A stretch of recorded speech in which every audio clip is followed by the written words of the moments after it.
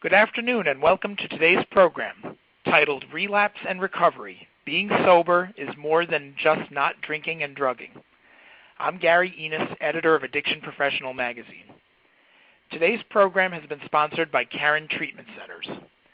Thank you to our sponsor and to you and our audience for giving us your time and attention. Before we get started, we have a few housekeeping details. Each window on your screen can be moved by clicking and dragging, or enlarged and minimized by clicking the icons in the top right corner of each window. Please use the Q&A area below the slides to submit a question at any time. If you cannot see this area, simply click the red Q&A button. You do not have to wait until the end of the talk to submit a question. To download a copy of today's slides, please click the link in the resources area in the bottom left of your screen. If you have any technical issues during the program, please click the yellow Help button to troubleshoot the issue. For those seeking CE credit, certificates will be distributed via the green CE certificate button at the end of today's program, so please wait for further instructions at the conclusion of today's event. You also can tweet during today's presentation via the Twitter widget by clicking on the blue Twitter icon at the bottom of your screen. Simply click the Post and Authorize buttons to log in to your Twitter account and begin sharing at the hashtag #APDrinkingDrugging. At this time, it is my pleasure to introduce our speaker, Christopher O'Reilly. Christopher O'Reilly joined Caron Treatment Centers in 2004 and has held numerous clinical positions within the organization.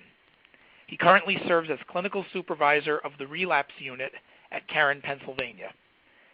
Christopher is also an adjunct professor in an undergraduate behavioral health program at Alvernia University in Reading, Pennsylvania. He earned a bachelor's degree in psychology with a minor in addiction studies from Alvernia University in 2004 and his master's degree in community counseling from Alvernia University in 2009. Christopher became a licensed professional counselor in Pennsylvania in 2011. His certifications include Certified Advanced Alcohol and Drug Counselor, Advanced Certified Relapse Prevention Specialist, and Certified Sex Addiction Therapist. Thank you, Christopher, for taking the time to speak with us today, and with that, the audience is yours. Okay, hello, welcome everybody.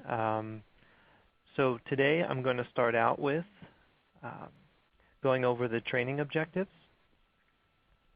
The first thing I'm hoping to accomplish today is for the participants to be able to define relapse as it relates to addiction. In some respects, relapse is a vague term, so I really want to explore what that means. I want to explore addiction and models of addiction. And when I talk about exploring addiction, I actually mean the definition of addiction, because that is also a vague term, and there's a lot of different ways of looking at addiction. I want to discuss denial and how it's a factor that complicates recovery efforts. I also want to identify addiction as a family disease, looking at it as more, it's not just about the individual who struggles with chemical dependency, how their family is impacted, and also needs to be a part of the recovery process. And we're also going to look at addiction interaction disorder. I'm hoping you'll be able to demonstrate an understanding of this by the end of the presentation. Addiction interaction disorder really looks at the complexity of addiction, as we're starting to understand more that it's a lot more than just not using chemicals in regards to being in recovery. So with that, we're going to start out with a poll question. The first poll question, in regards to chemical dependency, relapse is, and you need to figure out, the best answer here. The options are an event where a recovering person ingests a mood-altering substance, or a process of moving further away from healthy recovery towards using chemicals.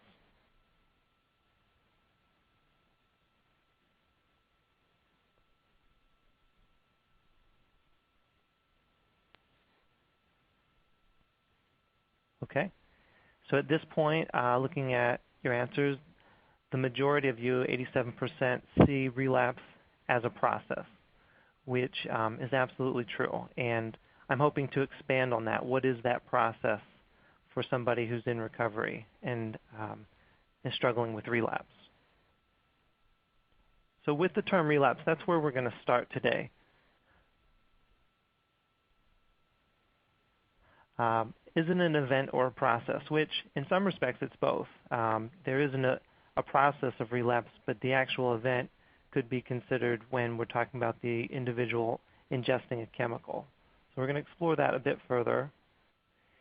Is relapse a simple or a complex problem? For some people that struggle with relapse, they might want to look at, little things that maybe they didn't do right and make adjustments. And in other respects, is someone who has relapsed an indication that there's something much larger, a bigger problem in regards to their attempts at recovery? And I like to pose the question, can you do everything right and relapse? Is that possible? I mean, that idea really speaks to the nature of addiction, and I'll expand on that.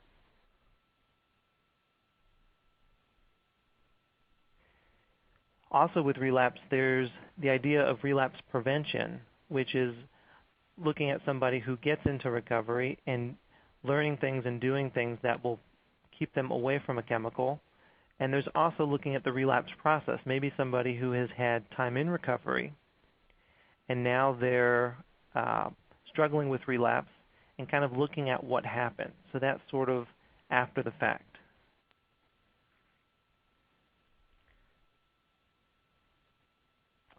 So just looking at the word relapse, this is what you're looking at here is straight from the World English Dictionary.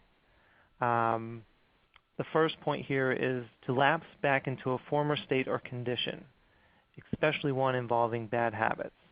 So what that speaks to really is the idea that for someone to have relapsed, they've had to have some recovery. I've worked with individuals who identify themselves as chronic relapsers, and when you really look at some of their history, they've never had any true recovery. So what we're really looking at in that respect is someone who's a chronic user. It's hard to relapse if you've never been sober. Number two, to become ill again after apparent recovery.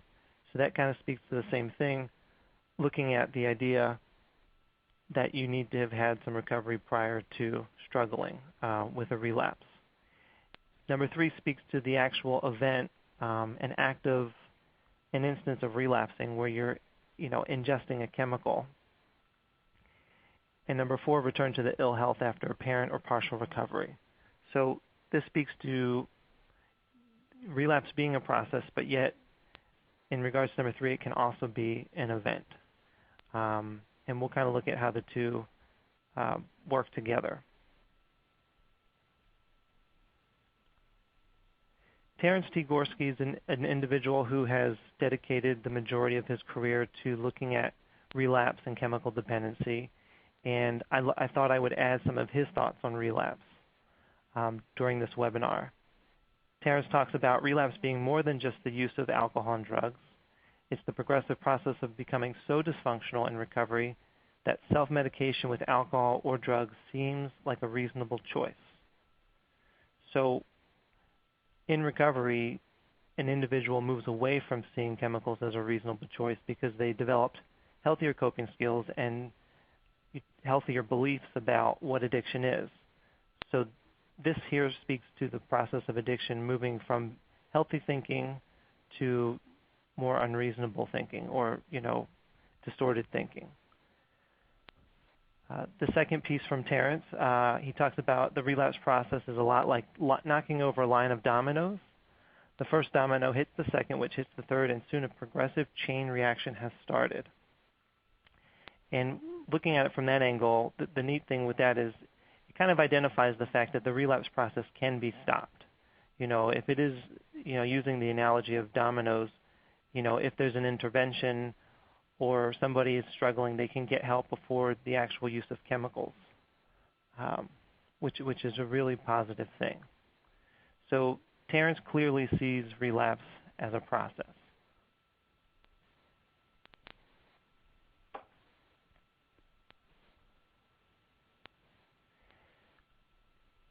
Kind of expanding on the ideas of a relapse as an event or a process, we're going to talk about dry relapse and a wet relapse. The dry relapse is the process of becoming so dysfunctional in your recovery, the process of becoming increasingly dysfunctional while abstinent, whereas wet relapse is the actual use of chemicals or bottom line behaviors.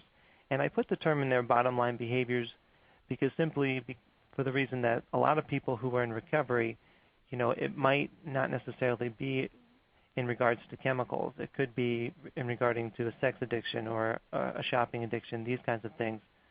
So there's a process involved with recovery for them too, and a process of relapse. And so when it's not about ingesting chemicals, a wet relapse would be more of a bottom line behavior, which is basically an indication that they're in full-blown relapse. And of course, the wet relapse follows a dry relapse in its process.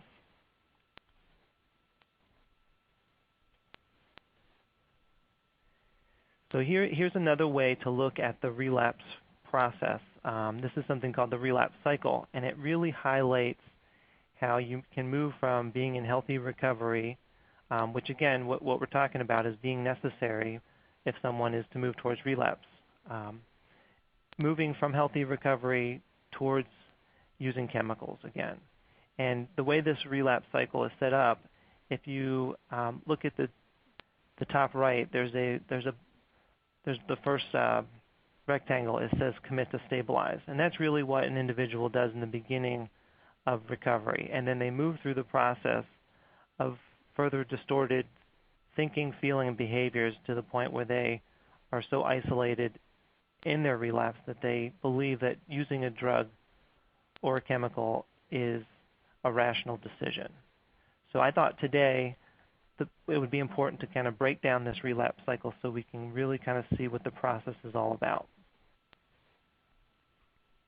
So in breaking down the relapse cycle, here are the first few points. Of course, drugs and alcohol, so let's kind of consider somebody getting into recovery, which would move them into the commitment to stabilize. Now, the committing to stabilize piece is a very involved piece. Just take the term commitment for number one. We're talking about making a commitment to be chemical free. That's a really big piece of committing to stabilize. For individuals who make that commitment, what that does is it allows their brain to start to heal. It increases their ability to make healthier decisions, to see things clearer. They move out of isolation and towards recovery. Committing to stabilize also includes moving out of isolation and starting to be more open and honest with their supports, maybe the treating professionals and the family members that are involved in helping them get on the path to recovery. Committing to stabilize is a challenging piece of recovery because they're still so close to the last drink or drug, and they still have a lot of difficulties with seeing things clearly. And there are also people who are committing to stabilize tend to be pretty uncomfortable in their own skin because they're no longer ingesting chemicals, which can be, that was a main way of coping for them, so that is no longer available to them. Committing to stabilize, I look at that as, again, making the commitment to be chemical free, but also engaging in the treatment process if that's an option. Maybe inpatient or outpatient treatment would help them to work on this area. So this is a very positive and necessary piece to early recovery. The next piece is utilizing 12-step recovery. And it doesn't say go to 12-step meetings here. It talks about utilizing, because what we're really dealing with here is using supports, making decisions with people who the recovering person trusts and believes have their best interest in mind, people who have been through recovery themselves. Utilizing 12-step recovery is where someone moves away from being secretive and isolated and gaining support. and it's something that they start to develop maybe a belief in a higher power, or they start to connect with others. Utilizing 12-step recovery is something that really helps people stay out of isolation and away from chemicals. So in regards to the relapse cycle, these first two steps are really important, and the goal in a lot of ways would be to kind of stay and be maintained in utilizing 12-step recovery. That's a really healthy, positive place for people to stay. In regards to the relapse cycle, people move away from 12-step recovery and they move into the next piece, which is titled I am cured.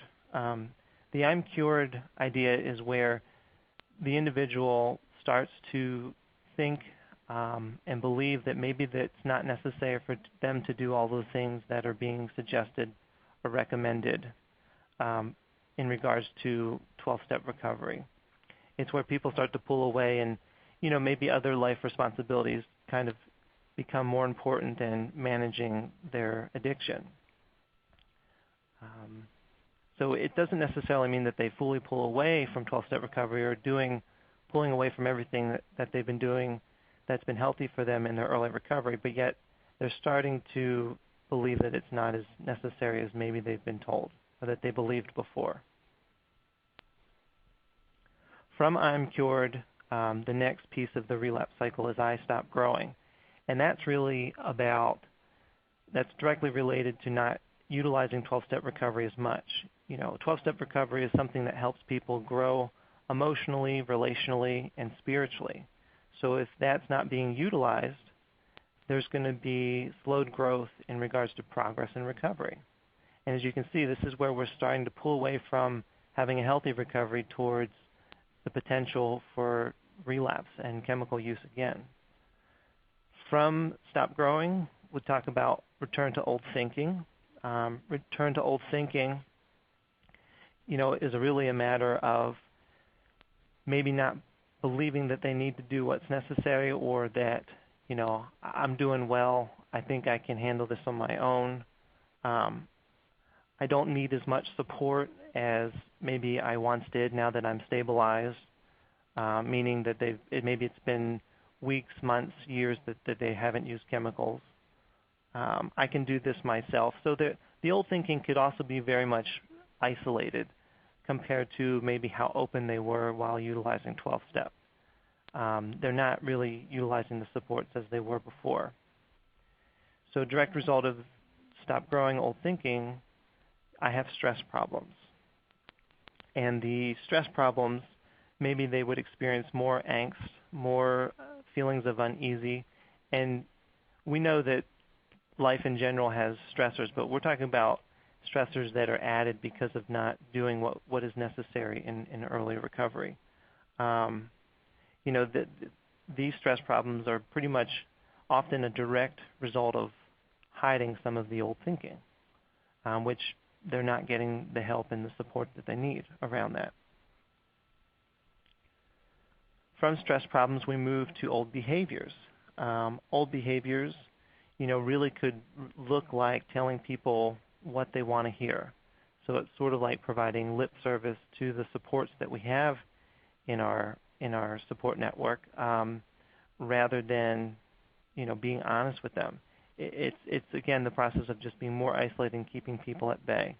And then the next one is about isolating. I start isolating. So with the isolation, that's where there might be a matter of skipping meetings, not taking phone calls from people who are supportive, and keeping the problems hidden.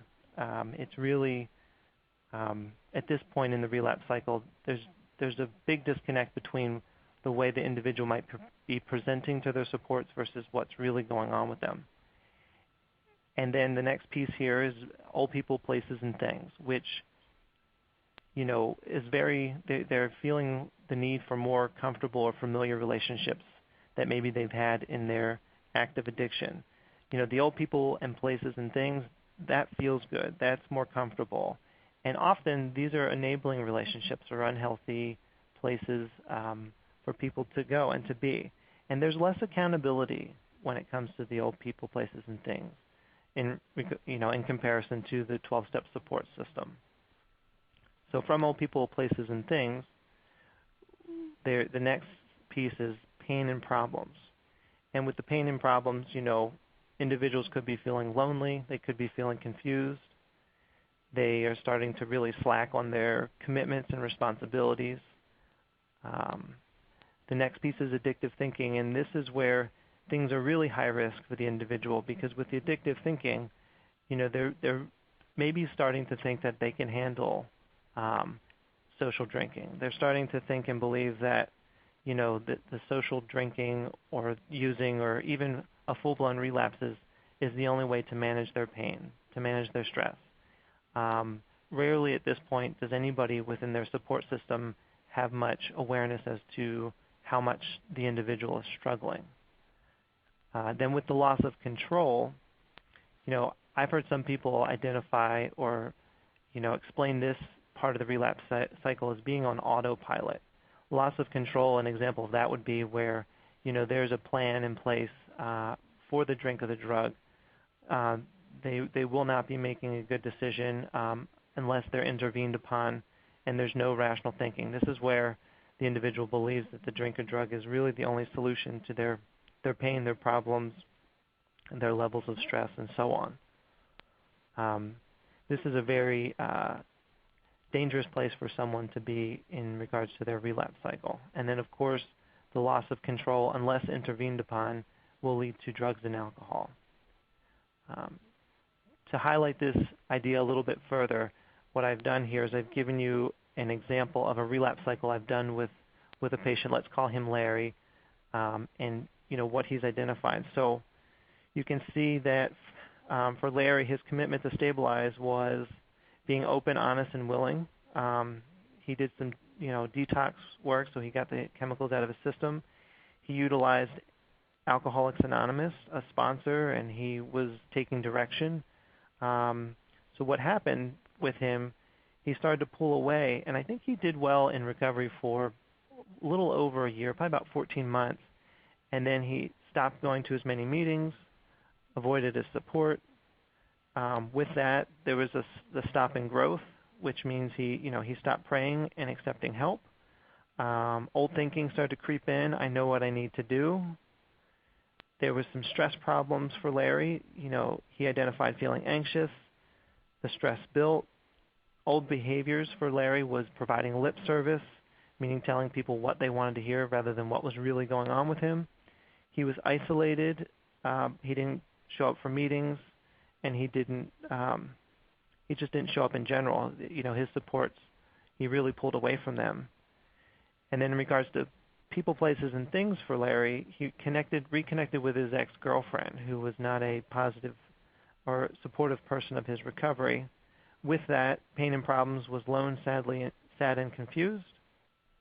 The addictive thinking for Larry, he started to really believe that social drinking was the answer. And at the end, loss of control, I just can't cope, which led to him ultimately drinking. And Larry was able to identify this process was a total of about 18 months. So, to my initial question, yes, relapse was an event for him when he ingested the vodka, but there was also a process involved. So when working with people who have experienced relapse, it's really helpful to kind of help them understand as much as they possibly can about the process that takes place, so that hopefully their awareness will be a key in not having to repeat it over and over again. So I have another poll question for you. So here's the question. Which best describes chemically dependent people? Chemically dependent people make poor decisions and don't learn from their mistakes. Chemically dependent people lack faith in God, which makes it difficult for them to resist temptation. Chemically dependent people have a chronic, progressive, primary, and potentially fatal brain disease. Chemically dependent people are personality disordered and need psychotherapy to help them get to the root of their problems.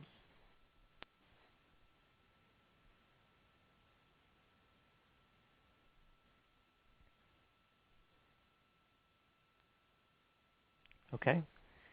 So I can see that very clearly. A lot of people in the audience today understand that chemically dependent people have a chronic, progressive, primary, and potentially fatal brain disease. So the reason I'm posing this question to you is because I truly believe that when we're working with patients that are struggling with chemical dependency, their beliefs and their understandings about addiction directly impact how they treat it. Not everybody that we work with, despite giving them tons of really good information in regards to the fact that it's a brain disease, fully understand this point. So, in regards to addiction and beliefs, is recovery about a bad person getting good or a sick person getting well? And the way that we answered the poll question, I believe the majority of you understand that it's, if it's a brain disease, it's more about sick people getting well. But the challenging piece is to really help the people that we work with that struggle with chemical dependency to work through some of their distorted beliefs about addiction and understand more about what's really happening for them. There's old and new models of addiction. I want to cover some of these today because this might be something that, if explored with patients, patients and clients will understand more about what their perspective is, what their belief is. There's the impaired model, looking at alcoholics as individuals who never will be able to recover. That's just the way they are. And if somebody believes that about addiction, it will definitely impact their efforts in recovery.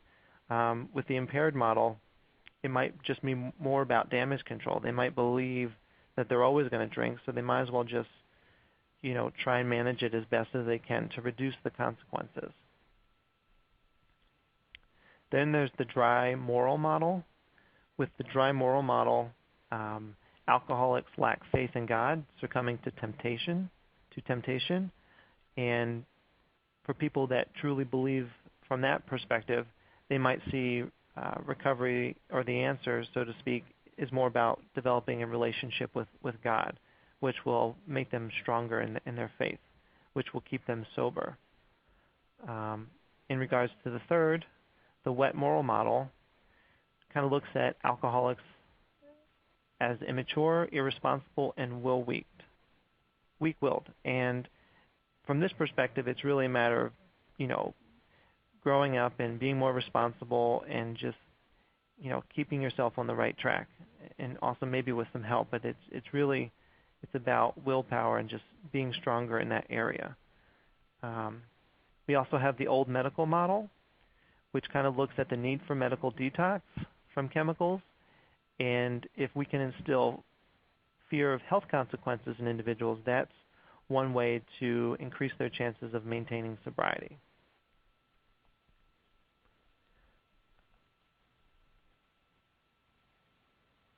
The psychodynamic model, alcoholics are personality disordered and need psychotherapy to find the root of their problem. And people who come from this perspective believe that if they are able, they're looking for the answer. They're looking for something that maybe has happened in their childhood or in an earlier part of their life. If they can work on that in therapy, then maybe the addiction won't be as problematic. The behaviorist model looks at addiction as a learned behavior, which of course gives birth to self-destructive habit patterns. And so if the addiction is learned, it can be unlearned.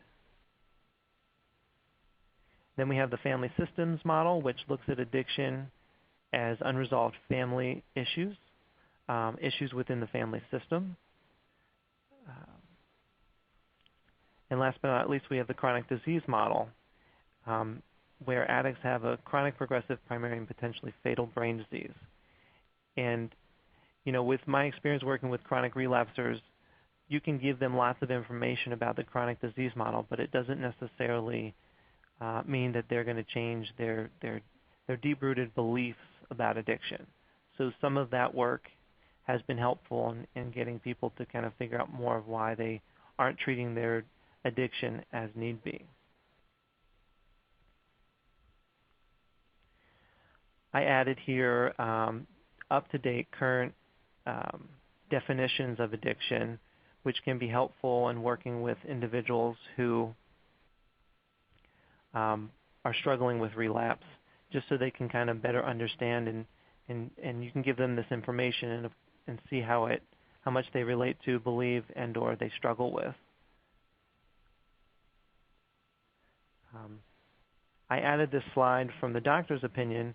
Obviously, this is not the doctor's opinion, which is an Alcoholics Anonymous Big Book, which is obviously not up to date, but I think it's important just to identify that this is, more clarity that, 12-step recovery does not see this a problem of mental control. It's not a willpower issue. It's more involved than that. The doctor's opinion doesn't speak directly about the idea of it being a brain disease, but it's definitely more than an issue of willpower.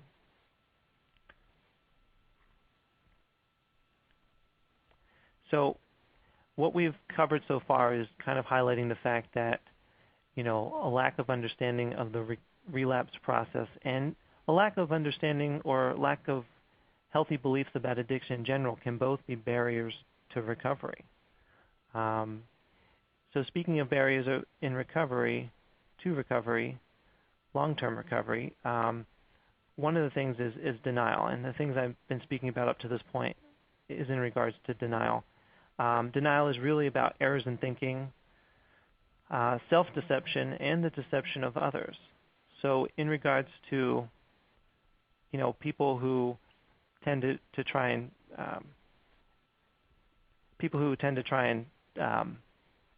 identify, or to manage their addiction on their own rather than doing what's necessary, they tend to struggle. So the denial is a huge piece.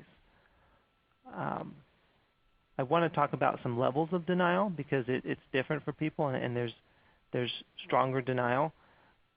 First things first, lack of information is the first level of denial. And basically people who don't have solid information about relapse, solid information about addiction, can struggle to do what's necessary in order to get sober. So this is the piece where the education is helpful. Defensiveness is they know something's wrong yet do not want to face the pain. So they might know that they're struggling or moving towards a wet relapse, but they're not comfortable with dealing with the reality of that. That can be difficult and challenging. Then there's just basic denial, where there are unconscious defense mechanisms to guard against pain and helplessness. So this is maybe when I gave the example of Larry's relapse cycle. He was in denial that he was, moving towards a wet relapse. So when people were asking him if he was okay and/or needed any help or support, he was providing them with lip service. He was telling them what they wanted to hear rather than what he needed to tell them in order to get the help that he needed. And then there's also delusion. Also referring back to Larry's relapse cycle, with delusion, loss of control at the end. If somebody would have stopped Larry when he was in the process of getting some vodka to drink and shared concerns with him, I don't think he'd be able to see it. That was more of delusion. There's plenty of evidence at that point that he was out of control, and I don't know necessarily if he would have been able to see that or understand that. So we know that denial is obviously a barrier to healthy recovery, but we need to look at the different ways in order to help people understand their denial. So that brings me to another poll question. And this one is related to the family piece. Which of the following behaviors would best support the recovery of a chemically dependent person? Spouses make sure her husband gets to all of his AA meetings. Spouse starts attending Al-Anon and focuses on his own recovery in regards to codependency. Spouse refuses to trust his wife until she is at least 6 months sober from alcohol. Spouse connects with her husband's NA sponsor weekly to discuss progress.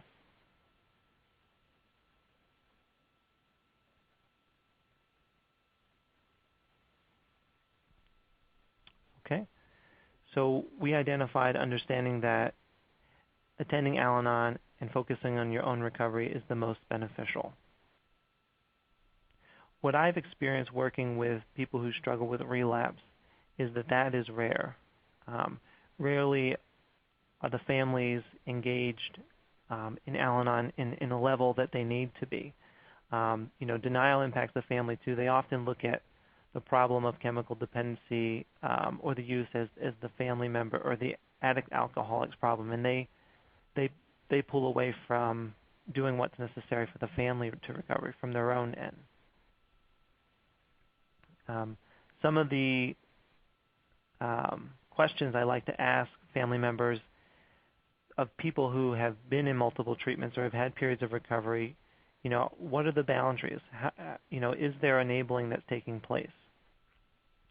I want to know basically how healthy the family members are in regards to, their Al-Anon program and taking care of themselves. Is the family in recovery? And often the answer, sometimes they absolutely are and are setting boundaries, but other times they're not.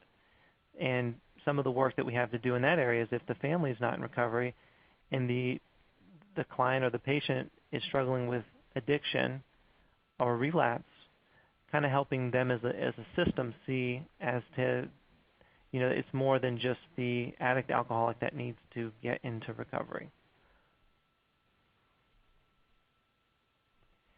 Kind of looking at it from the perspective that everyone's responsible for their own recovery and growth.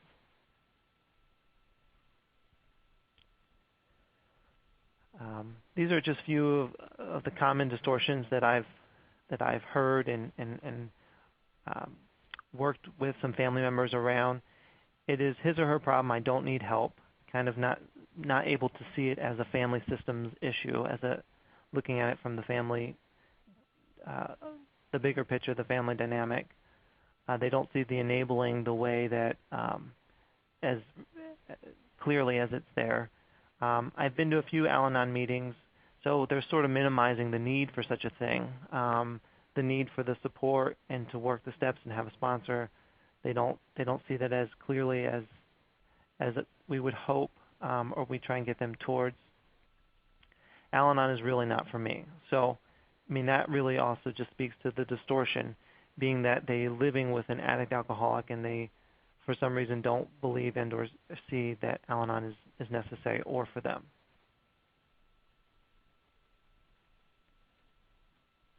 I've had enough, I'm done. That's a common thing that I've heard working with family members of people who struggle with relapse. They talk about being so frustrated and so done with enabling and supporting the addictive behavior. But what you tend to see is just because they say that doesn't necessarily mean that it's true. In other words, they talk about being frustrated and tired of supporting the addiction, but they're still in some way, shape, or form supporting the addiction by enabling within their codependency. So speaking about how important it is for the family members to have their own recovery process, we actually have a family relapse cycle as well. And looking at this, you can see that it looks very, very similar to the relapse cycle of the addicted person. What you'll notice is on the left-hand side of this relapse cycle, the last 4 pieces are a little bit different to kind of fit the codependent enabling behavior rather than working towards chemical use. So looking, there's isolation, old behaviors, all of those things are very similar, but at the end, it changes in regards to just feeling out of control with the codependency.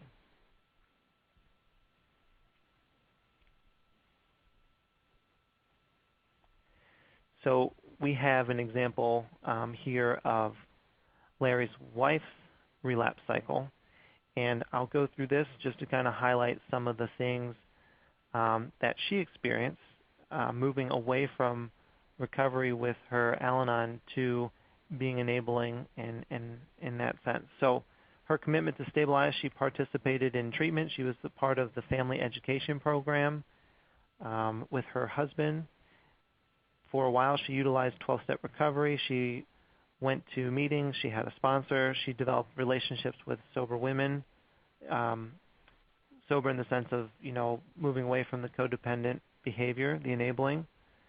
Her I am cured was more about feeling that there was no time to manage all the things she needed to manage, meaning, with the children and her work and the house and also going to Al-Anon. So her I'm cured was basically I had no time for this or no time for the recovery. Her stop growing, less exposure to Al-Anon. Her old thinking really looked at my job.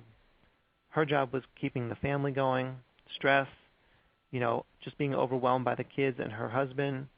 The behavior, she started to micromanage again, which was a big part of her codependency.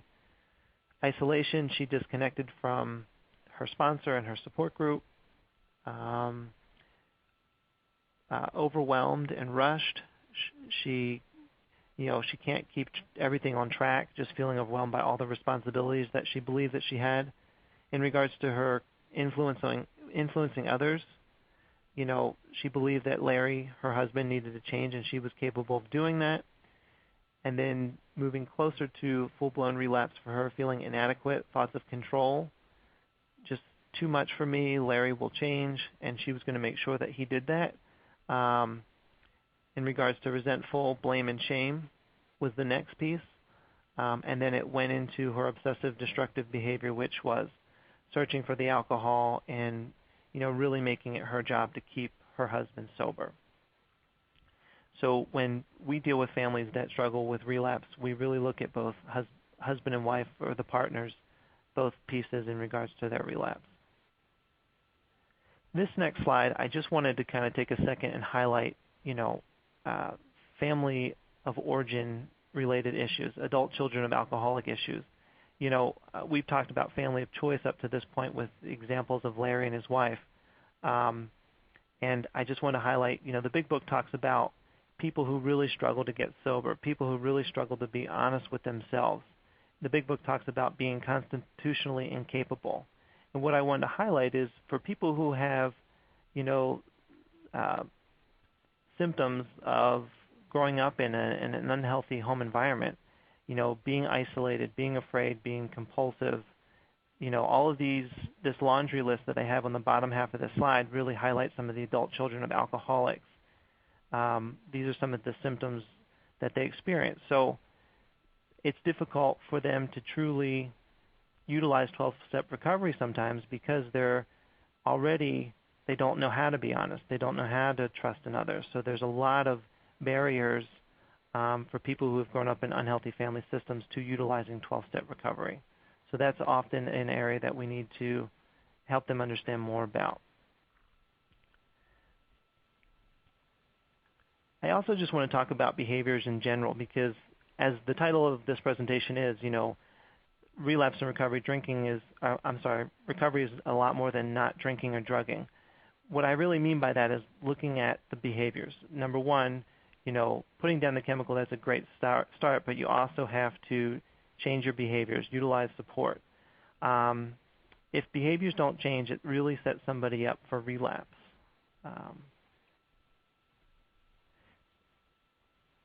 Patrick Carnes is someone who's responsible for the term addiction interaction, and he identifies addiction interaction as something that he really looks at the complexity of addiction. He talks about how addiction, if it's not managed or dealt with well in a healthy manner, people struggle with other addictive behaviors, gambling, sex, shopping, those kinds of things. And so that just kind of highlights how full recovery is necessary because if the chemicals are put down and the person doesn't get into full recovery, often what will happen is their addiction will take on a new life. And that can be just as problematic. If it can lead back to the chemical use. One example of that is withdrawal mediation, basically saying that if an individual who puts down the chemicals, those discomforts that come with early recovery, they might want to moderate, relieve, or avoid those feelings. And that can take on the life of,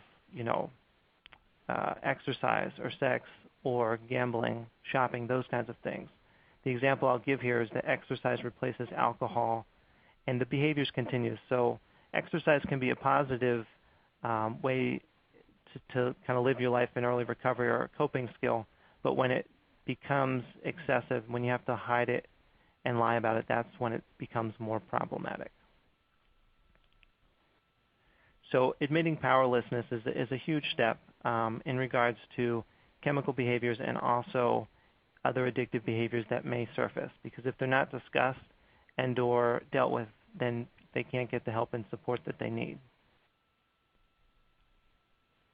So in conclusion, we kind of talked about how relapse is a process that follows a period of recovery. Beliefs regarding addiction impact the focus of motivation. Denial is a factor that can be complicated, and addiction is about the family. Admitting powerlessness is absolutely important for recovery to take place.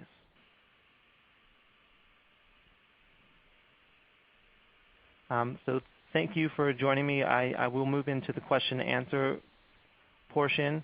Again, this is sponsored by Caron Treatment Center, and in front of you is a couple of their different programs, and feel free to visit their website or give admissions a call if you have any questions about the programs here at Caron. Christopher, thanks very much. Terrific presentation, and we've really had a groundswell of questions that have come in over the last 45 minutes or so. This is a real incredible response by our participants. Obviously speaks to the importance of this topic for so many of us. Christopher, wanted to start with a question related to, we have a lot of clinicians or program directors, in our audience today, and wondered if you had any thoughts on whether you feel clinicians should receive specialized training, particularly in relapse prevention, whether it be through the Gorski material or some other material that's out there on relapse prevention per se. Is that an area that you think there should be specialized expertise in among clinicians? I absolutely do, and I have two comments on that. I believe that the specialized training is very helpful, or just make sure that they understand, the relapse process and the different ways to kind of help patients get in touch with some of that stuff. So the specialized training is absolutely helpful. The other thing I would say, if there's ever an option for clinicians who run groups with people who struggle with relapse, if you can pull together a group of people who struggle with relapse, it creates an environment that is really helpful in regards to process. It creates an environment where if you have, people who have done well in recovery and struggled, if you can pull them together, the progress that group together is wonderful to see. Excellent. We had some questions that came in regarding family involvement and that part of your presentation, and so I wanted to get to a couple of those. One of our participants asked, or this is more of a statement, but maybe you can comment on it. I also worry that we don't provide the avenues for families to be involved and helped. Our hours, our fees, our location, our ideas need to be where the family is. Any thoughts about just how programs can be more accommodating to that? Yeah, depending on the setup of the program. Let's just speak about outpatient, for example. If there's an option or an opportunity to have a family night, like a family group where the family members join the loved ones, that's helpful. We can also, try and put together, there's family support groups at an outpatient location, something that maybe could be recommended to them and or suggested to them. But the comment about there not being enough done with that side of it, we focus a lot of time and energy and resources on the addicts and alcoholics and not as much time and resources on the families. I agree that that's a problem because, they're not, it's much bigger than just the individual because the enabling and the codependent family system is a big challenge to, they have just as much denial as the addict alcoholic in a lot of cases. Excellent. And then we had another question related to family issues, and this takes a little different perspective. The person asks, what if I have clients who are in active addiction and family members are taking care of the family and letting the addict hit rock bottom? How does this approach play out? In other words, what might happen in instances when perhaps the family members are taking care of themselves, but maybe the individual is not receiving enough attention. Yeah, it's that could be one of two things. That the way you describe that, I kind of see that as maybe the family really having some strong boundaries, the family really taking care of themselves, doing what they can do, which is to take care of themselves, and coming to terms with the fact that they can't get their loved one sober, which is a harsh reality sometimes. So, my comment to that really would be the family cannot get the individual sober to begin with. That they don't have that much power, So if they're at a point where they're focused on taking care of themselves and supporting and protecting maybe the children and the other family members, that alone could be motivation for the individual to get sober. That separation, that healthy separation. So I would just hope that the family would be open to being involved in treatment if the individual, their loved one, was trying to get well. Okay. I wanted to switch gears for a minute, and again, great questions coming in, and people can still use that Q&A function to submit questions. We'll get through as many of them as we can in our remaining minutes. This was more of a comment, but I thought you might, Christopher, have a reaction to it. One of our participants said, bad getting good and sick getting well are not mutually exclusive. In drug court, we work on both recovery and pro-social attitudes and actions. Alcoholics and addicts hurt a lot of people and often have plenty to change besides their use. Any thoughts on that comment? Oh, I absolutely agree with that 100%, because, the reality is when someone's in active addiction, the behavior is in some respects unacceptable, against the law. It hurts a lot of people. So you can absolutely look at the behavior as bad, or it's not healthy behavior. But what I would say to that, just in returns to addiction as a disease model, is that we really need to look at recovery in regards to them getting well. The behavior, is not acceptable just because they're in their active addiction. I don't think that there's that it should be excused because of that. It's just a matter of, that if there needs to be some sort of lawful punishment in regards to behavior, that's a reality of the situation. But my hope would be that the individual would gain more awareness of addiction as a disease in regards to recovery. So therefore, their behavior will become pro-social again, and they'll become a quality member of society. Excellent. We've had several questions, Christopher, that have come in sort of under a theme of 12-step and commenting on the 12-step philosophy in general. So I'll ask this one question, and hopefully it's somewhat reflective of a few of the others that have come in. What types of behavior modification would be recommended for clients who do not work well with 12-step recovery? Yeah. In regards to that, and I think that's a great question, because I don't think, I was very focused on 12-step recovery, and I think what I can do is just kind of expand on some of the philosophy of 12-step recovery. When it comes to behavior modification for people who maybe don't respond well, what I would do is, maybe kind of help that individual develop some sort of support system that's positive, that's helpful. Really, it's about what I want to stay away from. This is just my beliefs, is that someone who's trying to get sober, I want them to not have to make decisions on their own.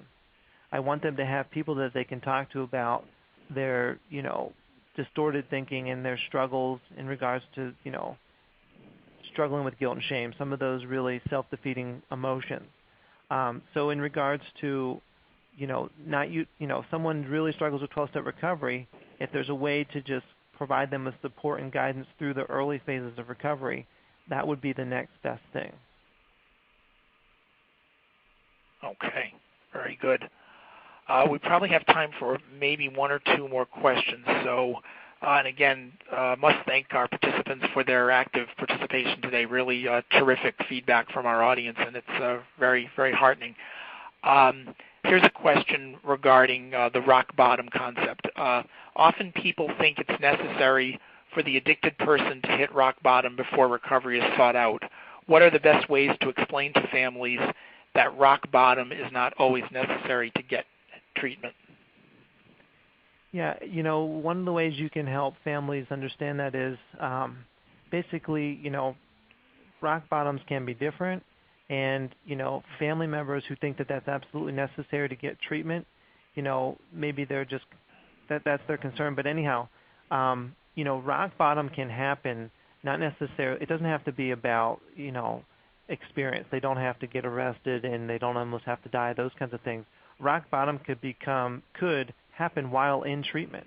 Rock bottom could happen while in treatment where they come to the reality of the realization of how much their addiction has impacted the family, or how much, it's impacted how they're behaving in ways that are not conducive with their core values that they have.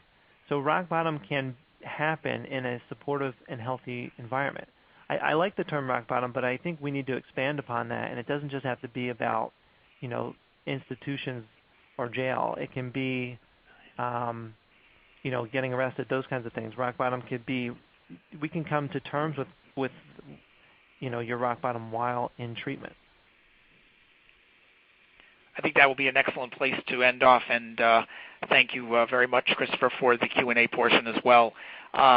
Folks, before we get to our final comments this afternoon, we would like to ask you to please join us on Thursday, January 10th, 2013 at 1 p.m. for another Caron Treatment Center's webinar titled Understanding Addiction Interaction, Addressing Co-Addictions in Order to Fully Achieve Sobriety and Recovery for Life. This session will be presented by a panel of experts at Caron Treatment Centers, and that will include Cheryl Nepper, Christopher O'Reilly, our presenter today, Michelle Pohl, and Jill Reich. The goal for this webinar is to educate addiction counselors and other behavioral health professionals regarding a process known as addiction interaction, to discuss how addictions interact and, if left undiagnosed, are untreated and can lead to chronic relapse. Please check back on the Addiction Professional website under webinars for further information shortly about this January session. Now at this time, I have some final instructions regarding CE credit. At this time, you can please click on the green CE certificate button located at the bottom of your screen to generate your CE certificate for this event. Please save the certificate to your hard drive first before printing. Please note that you must have viewed today's entire program to qualify for a CE certificate. Should you have any other questions or issues regarding CE certificates, please click the Contact CE Help Desk button at the bottom of your screen to email our help desk, and you can also reach this desk via email at info@vendomegrp.com. As a registrant of today's event, you will receive an email in the next 24 hours which will provide on-demand access to an archived recording of this presentation for up to 1 year from today's date to share with colleagues. Also, if you enjoyed today's program, we invite you and our audience to view a list of upcoming webinars and to join our community discussion through our Facebook and LinkedIn groups through the links featured in today's resource list. I want to thank once again Christopher O'Reilly for an excellent presentation, and also would like to thank our sponsor, Caron Treatment Centers, for making today's program possible. Finally, thank you to everyone in our audience for participating. We hope you will join us in the future for another Addiction Professional webinar. This concludes today's presentation.